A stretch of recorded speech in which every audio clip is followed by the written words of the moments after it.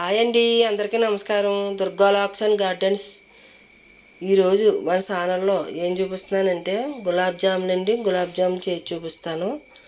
జ్యూసీగా ఎంతో బాగుంటాయండి. ఇది నేను చెప్పిన విధంగా చేసుకుంటే ఎంతో బాగుంటాయి జ్యూసీగా. వాటికి ఏమేమి కావాలో చూపిస్తాను, చూడండి. అదండి 2 ప్యాకెట్లు పిండి అండి. గులాబ్ జామున్ పిండి 2 ప్యాకెట్లు తీసుకున్నాం. 2 ప్యాకెట్లు 350 గ్రాములు ఉంటాయి. ఇది శుభ్రంగా వాటర్ వేసి అలా కలుపుకోవాలి.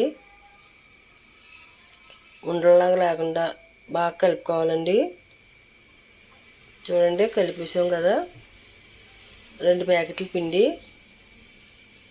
కలిసి గిల్లోకి కొద్దిగా ఆయిల్ తీసుకుని చిన్న చిన్న బాల్స్ కింద చేసుకోవాలి. మీకు ఏ సైజు బాల్స్ కావాలంటే ఆ సైజు చేసుకోండి. అలా చేసుకోవాలి. గట్టిగా ఇలాగ నొక్కి చేసుకోవాలండి. గుల్లగా చేసేస్తే మళ్ళీ బీటలు ఇచ్చేస్తాయి. అలా చేసుకోవాలి గట్టిగా. అలా చేతితో అలా తిప్పుతూ చేసుకోవాలి. మొత్తం పిండి అంతా అలా బాల్స్ కింద చేసేసుకోవాలి. చూడండి, బాల్స్ కింద అన్ని పిండి అంతా చేసాం కదా. ఇప్పుడు పాకానికి పంచదార తీసుకోవాలండి.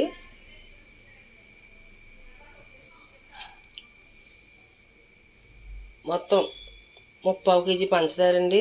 మీరు ఇంకా స్వీట్ తింటే ఇంకా ఎక్కువ వేసుకోవచ్చండి. కేజీ కూడా వేసుకోవచ్చు. మేము 3/4 కేజీ వేసాం. అది పాకం ఏమి రావక్కర్లేదండి.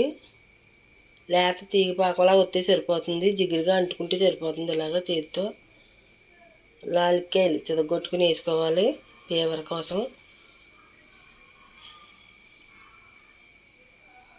చూడండి, అలా మరగబెడతాం కదా, మరగబెట్టుకోవాలి. అలాగా పాకం వచ్చేసిందండి.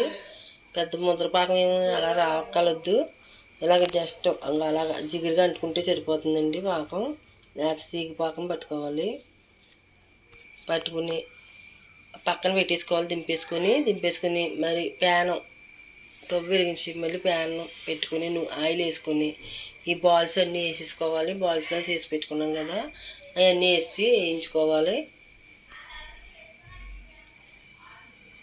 అలా వేయించుకోవాలండి. స్టవ్ ఆయిల్ ఏం పెట్టుకోకూడదు, మీడియంలో ఎట్టి వేయించుకోవాలి. తీసుకుని పాకం పక్కన పెట్టాం కదా, పాకంలో వేసుకోవాలి. పాకం కొద్దిగా లైట్గా చల్లారాలండి. వేడి పాకంలో వేసేయకూడదు. చూడండి, అలా ఆ కలర్ వచ్చిన తర్వాత తీసేసుకుని పాకంలో వేసుకోవాలి. అన్నీ వేసామండి. పాకంలో వేసి పక్కన పెట్టుకోవాలి.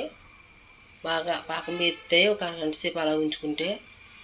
చూడండి ఎలా ఉన్నాయో, జ్యూసీగా ఉన్నాయి కదా గులాబ్ జాములు. మీకు ఏదైనా స్వీట్ తినాలనిపించినప్పుడు ఇలా చేసుకోండి. మా వీడియో నచ్చితే లైక్ చేయండి.